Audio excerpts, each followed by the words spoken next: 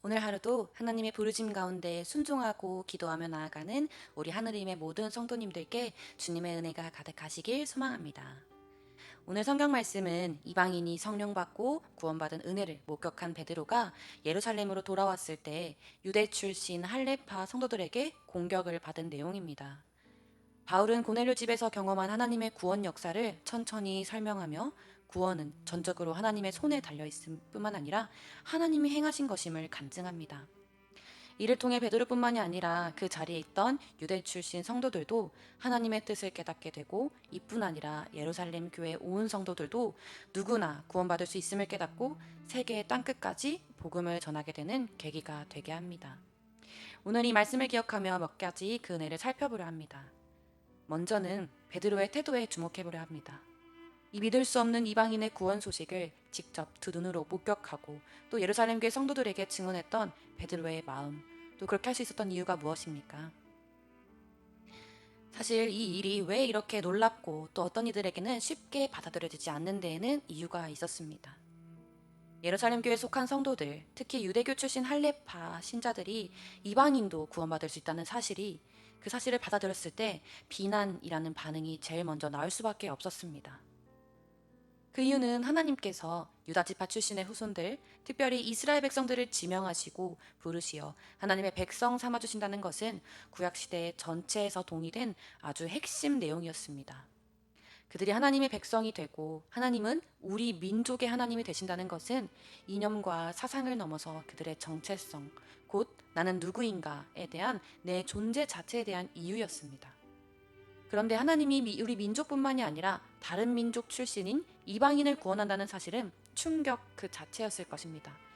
도저히 이럴 수가 없는 것입니다. 나를 사랑하는 이가, 나를 지켜주는 이가 너밖에 없어 라고 말했는데, 어느 날 너도 사랑하지만 다른 옆집 애도 사랑해, 심지어 똑같은 마음으로 사랑해 라고 하는 말을 그 누가 쉽게 받아들일 수 있겠습니까? 그런데 베드로는 어떻습니까? 하나님께서 환상 중에 부정한 것을 먹어라, 이 또한 하나님께서 창조하신 것이요 거룩하신 하나님께서 깨끗하다라고 말씀해 주신 것이기 때문에 베드로는 3번의 의심과 물음 끝에 마침내 순종하며 받아 먹었습니다.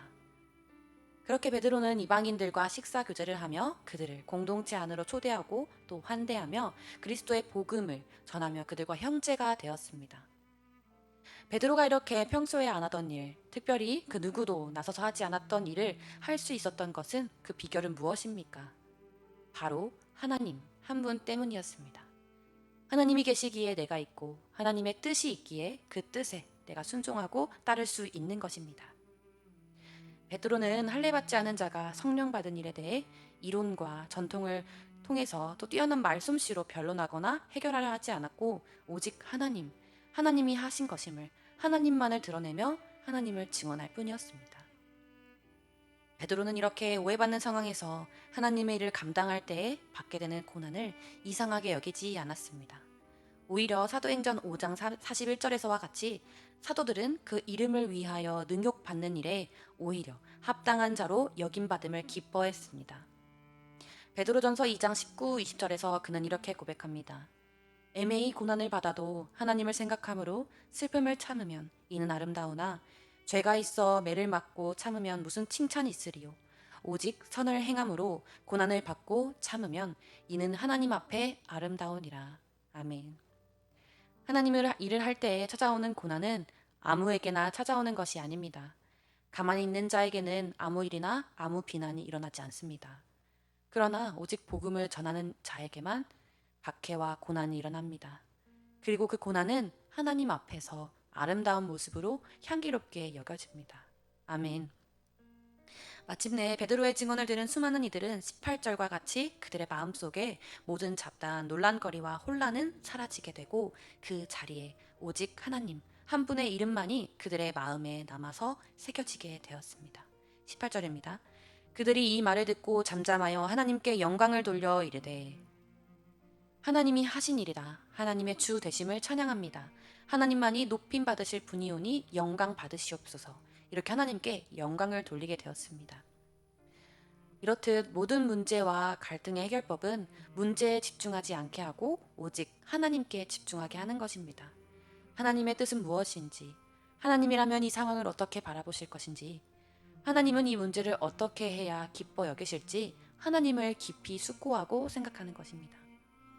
그렇습니다. 우리의 신앙생활에 있어서 가장 중요한 것은 이 일이 영혼을 구원하는 일인가 하나님의 마음으로 생각하는 것입니다.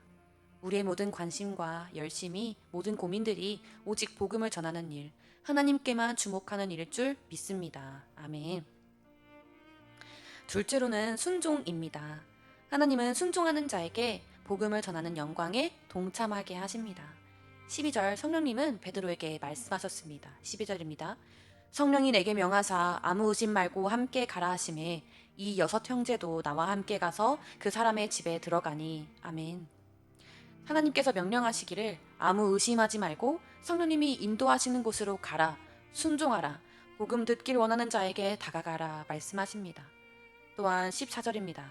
그가 너와 내 온 집이 구원받을 말씀을 내게 이르리라 함을 보았다 하거늘. 베드로는 그저 복음 전하는 일에 쓰임받는 도구일 뿐이었습니다.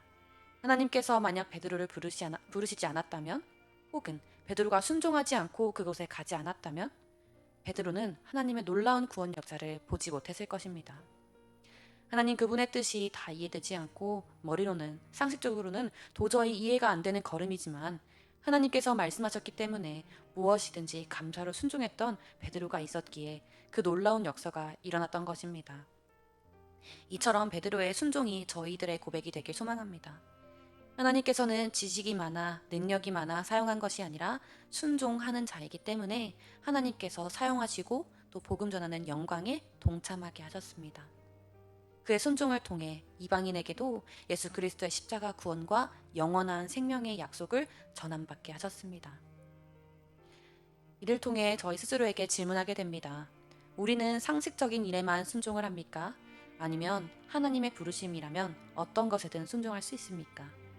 그 일이 영혼 구원에 꼭 필요한 일이라면 하나님의 부르심 앞에 어떠한 장소든 어떠한 시간이든 우리에게 순종할 수 있는 마음이 있습니까? 우리의 마음이 베드로의 같은 마음이 되길 소망합니다. 또한 베드로의 간증이 우리의 고백이 되길 소망합니다. 17절입니다. 그런즉 하나님이 우리가 주 예수 그리스도를 믿을 때에 주신 것과 같은 선물을 그들에게도 주셨으니 내가 누구이기에 하나님을 능히 맡겠느냐 하더라. 아멘. 우리가 누구이기에 우리의 생각을 뛰어넘는 상황 속에서 하나님의 일하심을 능히 맡겠습니까? 하나님은 오늘도 신실하게 일하고 계십니다. 특별히 나의 순종함을 통해 일하시길 원하십니다. 그렇기에 오늘 하루 하나님께서 나에게 순종을 요청하시는 자리는 어디인지 또 찾고 구하고 행하는 그 은혜를 누리시길 소망합니다. 하나님, 우리가 예수님을 나의 주, 나의 그리스도라 고백하고 믿게 된 그 선물과 같은 은혜의 시간이 내가 만나는 모든 이들에게도 그 은혜가 가득하길, 그들에게도 은혜를 부어주시길 간절히 기도합니다. 하나님 나를 보내주옵소서. 이 고백이 저희들의 고백이 되게 원합니다. 또한 하나님의 역사하심을 목격한 증인이 된 나의 이 간증을 통해 살아계신 하나님을 사람들이 알게 하시고 또 그들로 하여금 하나님께 영광을 돌리게 하는, 하나님을 알아가게 하는 놀라운 그 은혜가 있게 주님 주장하여 주시고 도와주시옵소서. 그런 고백이 저와 여러분의 고백이 되시길 간절히 소망합니다. 아멘.